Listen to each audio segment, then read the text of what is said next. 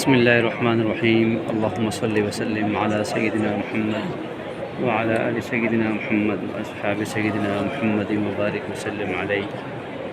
اس وقت ہم بیت اللہ شریف مسجد حرام میں موجود ہیں اور اس ویڈیو کو بنانے کا مقصد یہ ہے کہ عین طواف کے دوران طواف کے عمل کو سیکھا جائے کہ طواف بیت اللہ شریف کے اندر حاضری دینے والے مسلمان کے لیے سب سے اہم بڑی عبادت ہے کہ دنیا میں یہ کہیں عبادت کسی اور مقام پر نہیں ہو سکتی، ناممکن ہے۔ طواف حج کا اہم رکن ہے، طواف عمرے کا اہم رکن ہے، طواف ایک عشق و محبت کی نشانی ہے کہ اپنے محبوب رب والذین آمنوا اشد حبا للہ، ایمان والے سب سے بڑھ کے محبت اللہ سے کرتے ہیں۔ اس اپنے رب کے گھر کے چکر لگانا، ایک عاشق کی طرح، ایک محب کی طرح اس کے گھر کے پھیرے لگاتے رہنا، اس کی محبت میں، اس کی یاد میں، اس کے دیدار کی طلب میں، اس سے التجائیں کرتے رہنا، اس کے گھر کے گرد گھومتے رہنا، یہ وہ عمل ہے جس کے بارے میں روایات میں ملتا ہے کہ طواف کے دوران جو قدم بھی طواف کرنے والا اٹھاتا ہے، ہر قدم پہ گناہ معاف ہوتے ہیں، نیکیاں لکھی جاتی ہیں، 10 گناہ معاف، 10 نیکیاں لکھی گئیں، 10 درجات بلند ہوئے۔ قرآن مجید میں اللہ رب العزت نے حضرت ابراہیم خلیل اللہ علیہ السلام کو، حضرت اسماعیل علیہ السلام کو خانہ کعبہ بیت اللہ کو صاف کرنے کا حکم دیا کہ اس کو پاک رکھو، کس کے لیے؟ للطائفین، طواف کرنے والوں کے لیے۔ وَلْيَطَّوَّفُوا بِالْبَيْتِ الْعَتِيقِ، تم طواف کرو اس عتیق گھر کا، اس عظیم گھر کا۔ تو طواف جو ہے یہ ایک اہم عمل ہے۔ اس طواف کو ہم نے کیسے کرنا ہے، طواف کرنے کا طریقہ کیا ہے، طواف شروع کہاں سے ہوگا، ختم کہاں ہوگا، کتنے چکر لگیں گے، اس کے آداب کیا ہے، کون سے اعمال اس دوران مسنون اور جائز ہیں، اور کن اعمال سے اور کن کاموں سے ہمیں مکمل طور پر اجتناب کرنا ہے۔ تو آئیے طواف کو ہم سیکھنے کی کوشش کرتے ہیں۔ اللہ رب العزت ہمیں ریاکاری اور دکھلاوے سے بچتے ہوئے اخلاص کے ساتھ طواف کو سیکھنے اور طواف کو یہاں حاضر ہو کر انجام دینے کی توفیق عطا فرمائے۔ جی بسم اللہ الرحمن الرحیم۔ سب سے پہلے ہم نے یہ سمجھنا ہے کہ طواف، چاہے وہ طواف زیارت ہو، طواف وداع ہو، طواف قدوم ہو، چاہے وہ عمرے کا طواف ہو یا وہ نفلی طواف ہو، ہمیشہ طواف شروع کیا جائے گا حجر اسود کی سیدھ میں آ کر۔ حجر اسود آپ دیکھ سکتے ہیں کہ یہاں پر جو خانہ کعبہ کا دروازہ ہے، اس دروازے کا جو کونا ہے، اس کونے میں حجر اسود نصب ہے۔ اب ہم کیسے پتہ لگائیں؟ اس کے لیے یہ گرین لائٹس یہاں پر لگی ہوئی ہیں، جو سبز لائٹ ہیں آپ دیکھ سکتے ہیں کہ یہ سبز لائٹ ہے، یہ تمام فلور پر لگی ہوئی ہیں، فرسٹ پر، سیکنڈ پر، گراؤنڈ فلور پر اور یہاں مطاف کے اندر۔ ہم نے کیا کرنا ہے؟ ہم نے سب سے پہلے سبز لائٹ کی سیدھ میں جانا ہے۔ تو ہم نے گرین لائٹ کی سیدھ میں آ کر اپنی کمر گرین لائٹ کی طرف کرنی ہے، چہرہ خانہ کعبہ حجر اسود کی طرف کرنا ہے، اور نماز کی تکبیر تحریمہ کی طرح اپنے ہاتھوں کو اٹھا کر پھر ہم نے ہاتھ چھوڑ دینے ہیں اور کہنا ہے بسم اللہ اللہ اکبر، اور پھر دوسری مرتبہ ہاتھ اٹھانے ہیں کندھوں تک، پر حجر اسود کو ہاتھ لگانے کا اشارہ کر کے اپنے ہاتھوں کو چوم لینا ہے اور دعا پڑھنی ہے بسم اللہ اللہ اکبر وللہ الحمد۔ یہ دعا مختصر ہے۔ اب اس کے بعد ہم اینٹی کلاک یعنی دائیں طرف سے ہم طواف شروع کر دیں گے۔ اب اس میں طواف کے دوران ہم یہ بات یاد رکھیں کہ اگر ہم نے طواف حالت احرام میں کرنا ہے، مردوں نے احرام کی چادریں اوڑھی ہوئی ہیں، تو ہم نے یاد رکھنا ہے کہ ہم نے طواف کے دوران اپنے دائیں کندھے کو ننگا کرنا ہے، یعنی اپنی چادر کو دائیں کندھے کے نیچے سے نکال کے بائیں کندھے پر ڈال دینی ہے، اور اسے استوا کہتے ہیں، اور یہ طواف کے 7 چکروں کے اندر ایسا کرنا سنت ہے۔ جب طواف مکمل ہوگا، 7 چکر مکمل ہوں گے، پھر ہم اپنے کندھے کو ڈھانپ لیں گے۔ اسی طریقے سے طواف کے پہلے 3 چکروں کے اندر رمل کرنا، ابھی دیکھیں کہ لوگوں نے استوا کیا ہوا ہے، دایاں کندھا نہیں ڈھانپا ہوا مکمل طواف میں۔ رمل کریں گے، رمل کے معنی کچھ ایڑی اٹھا کر سینہ تان کے ذرا اچھل کے چلنا، کچھ اپنی استطاعت کے مطابق، رش کے مطابق، دائیں بائیں کے ماحول کے مطابق۔ یہ طواف کے پہلے 3 چکروں کے اندر کرنا سنت ہے۔ اگر پہلے چکر میں بھول جائیں تو باقی 2 میں کر لیں، 2 میں بھول جائیں تو 3 میں کر لیں، اگر خدا نخواستہ تینوں میں بھول جائیں تو پھر باقی 4 چکروں میں رمل نہیں کیا جائے گا، کیونکہ جیسے پہلے 3 چکروں میں رمل کرنا سنت ہے، ایسے باقی 4 میں نہ کرنا سنت ہے۔ پھر طواف کے دوران بہت اہم چیز، میں اس وقت جو یہ بات عرض کر رہا ہوں مقصد ہے تعلیم و تعلم، میں اس وقت طواف نہیں کر رہا، صرف سیکھنے کی نیت سے، سکھانے کی نیت سے یہ عملاً طواف کا پریکٹیکل کر کے آپ کے سامنے اپنی بات کو واضح کرنے کی کوشش کر رہا ہوں۔ تو طواف کے دوران جو اہم ترین چیز ہے وہ ذہن میں رہنی چاہیے کہ ہم اللہ کے گھر کا طواف کر رہے ہیں، بیت اللہ کا، خانہ کعبہ کا، یعنی ہماری توجہ صرف اور صرف اللہ رب العزت کی طرف ہی رہنی چاہیے۔ اس طواف کے دوران ہم نے دنیاوی بات چیت کرنا یہ منع ہے، لوگوں کی طرف توجہ کرنا منع ہے، عمارات کو دیکھنا منع ہے، کچھ لوگ کلاک ٹاورز کو، بڑی بڑی بلڈنگز کو دیکھنے لگتے ہیں، یہ منع ہے۔ حتیٰ کہ جو مسجد حرام کی جو بلڈنگ ہے، عمارت ہے، اس پر بھی طواف کے دوران غور و فکر مت کریں۔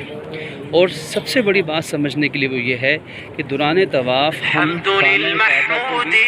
خانہ کعبہ کو بھی ہم نہیں دیکھیں گے۔ طواف کے دوران خانہ کعبہ کو خود نظر اٹھا کر دیکھنا یہ مکروہ ہے، اور اگر خدا نخواستہ کوئی شخص اپنا سینہ خانہ کعبہ کی طرف موڑ کر طواف کے دوران خانہ کعبہ کو دیکھے تو اس کو فقہاء نے مکروہ تحریمی یعنی حرام کے قریب لکھا ہے، اور فرمایا کہ اگر کسی نے ایسا کیا تو جتنی دیر تک وہ اپنا سینہ طواف کے دوران خانہ کعبہ کو دیکھ کر چلتا رہا، اسے چاہیے کہ وہ اتنے قدم واپس چلے اور اپنے اس طواف کے ان قدموں کو دوبارہ دہرائے۔ یعنی مقصد کیا ہے کہ ہماری توجہ 100% اللہ رب العزت کی طرف رہنی چاہیے۔ یہ طواف کی روح ہے، یہ طواف کا سب سے اہم خاصہ ہے۔ طواف کے حقیقی روح کو حاصل کرنے کے لیے یہ ازحد ضروری ہے، پاک ہونا ضروری ہے، باوضو ہونا ضروری ہے۔ خدا نخواستہ وضو کے دوران، طواف کے دوران وضو ٹوٹ جائے گا تو اس کو دوبارہ وضو کرنا پڑے گا، جس کی تفصیلات ہیں علماء سے پوچھی جا سکتی ہیں۔ خواتین کا اپنی ماہانہ بیماری کے ایام سے پاک ہونا شرط ہے۔ یہ تمام تفصیلات کے پاکی شرط ہے، دل کی پاکی بھی، بدن کی پاکی بھی، زبان کی پاکی بھی، نگاہ کی پاکی بھی، ظاہر اور باطن کی مکمل پاکیزگی۔ اور پھر اس طواف کے دوران ہم کوشش کریں کہ ہم رش والے حصے سے اوائڈ کریں، جہاں رش ہے، ہجوم ہے، وہاں ہم اس سے بچیں۔ طواف کے دوران بلا وجہ رک جانا، اس سے طواف میں خلل واقع ہوتا ہے۔ طواف کے دوران بہت قدموں سے تیز چلنا، عام مجمع کی رفتار سے اس سے پریشانی ہوتی ہے۔ اور طواف کے دوران دائیں بائیں مڑ جانا، پھر طواف کے دوران کتاب کھول کے پڑھنا، جس سے کئی مرتبہ لوگ اپنی کتاب کا ورق الٹ رہے ہوتے ہیں اور رک جاتے ہیں، ورق الٹا پھر چل پڑے، اس سے طواف کرنے والوں کو تکلیف کا سامنا کرنا پڑتا ہے۔ اسی طرح طواف کے دوران لوگ دائیں بائیں سے مجمع کو چیر کر مکمل طور پر گزرتے ہیں، جس سے لوگوں کو خاصی پریشانی کا سامنا کرنا پڑتا ہے۔ کچھ لوگ غیر ضروری طور پر اپنے کندھوں کو ہلا کر غیر ضروری طور پر ہل کر چلتے ہیں، جس سے ان کی کوہنیاں اور بازو اور دوسروں کو لگتے ہیں اور ان کو پریشانی کا سامنا کرنا پڑتا ہے۔ پھر اسی طرح طواف کے دوران گری ہوئی چیزوں کو ہرگز مت اٹھائیں۔ طواف کے دوران گری ہوئی چیزوں کو اٹھانا یہ آپ کے لیے بھی خطرناک ہو سکتا ہے اور لوگوں کے لیے نقصان دہ تو اور تکلیف کا باعث لازمی ہوگا۔ پھر یاد رکھیں کہ طواف کے دوران دنیا کے تمام انسان، تمام قوموں کے لوگ موجود ہوتے ہیں۔ لوگوں کے چہروں کو دیکھنا، ان کی زبانوں پہ غور کرنا، ان کے لباس پہ غور و فکر کرتے رہنا، کسی نے کوئی دھکا دے دیا، کسی نے کوئی ایسی عجیب حرکت کی، اس کی طرف توجہ کر دینا، یہ طواف کے شایع نشان بالکل بھی نہیں ہے۔ ہمیں اس وقت صرف اللہ رب العزت کی طرف توجہ دینی ہے۔ آپ دیکھیے کہ اس میں خانہ کعبہ کے جو 4 کونے ہیں، اس میں یہ والا کونا جو حجر اسود والا ہے، پھر اس کے بعد جو حتیم کا کونا آئے گا وہ رکن عراقی کہلاتا ہے، پھر اس کے بعد جو کونا آئے گا رکن شامی کہلاتا ہے، اس کے بعد پھر جو کونا آئے گا وہ رکن یمنی کہلائے گا۔ یعنی حجر اسود سے پہلے والا کونا رکن یمنی ہے، اور رکن یمنی اور رکن حجر اسود کے درمیان میں دعا پڑھنا سنت ہے۔ ربنا آتنا فی الدنیا حسنہ وفی الآخرۃ حسنہ وقنا عذاب النار وادخلنا جنۃ مع الابرار یا عزیز یا غفار یا رب العالمین۔ باقی اس کے علاوہ پورے طواف میں کوئی دعا پڑھنا ضروری ہے، مسنون نہیں۔ ہم سب کچھ پڑھ سکتے ہیں، تلاوت کر سکتے ہیں، دعا مانگنا البتہ افضل ہے۔ جب ایک چکر مکمل ہوگا تو اب دیکھیں ہم نے اپنے دونوں ہاتھوں کا اشارہ اسی طرح حجر اسود کی طرف کرنا ہے، اپنے سینے کو کعبے کی طرف نہیں پھیرنا۔ چلتے چلتے یہاں پر مجمع آ کر رک جاتا ہے، اس رکنے کی وجہ سے طواف متاثر ہوتا ہے، وہ دھکم پیل میں اضافہ ہوتا ہے، لوگوں کو پریشانی ہوتی ہے۔ ہم نے جب ایک طواف کا چکر مکمل ہوگا، ہم نے چلتے چلتے ہی اپنا چہرہ حجر اسود کی طرف کیا اور ہم نے اپنے ہاتھوں سے اشارہ کیا اور اسی طرح دعا پڑھ لی، بسم اللہ اللہ اکبر وللہ الحمد، اور یوں ہمارا ایک چکر طواف کا مکمل ہو گیا۔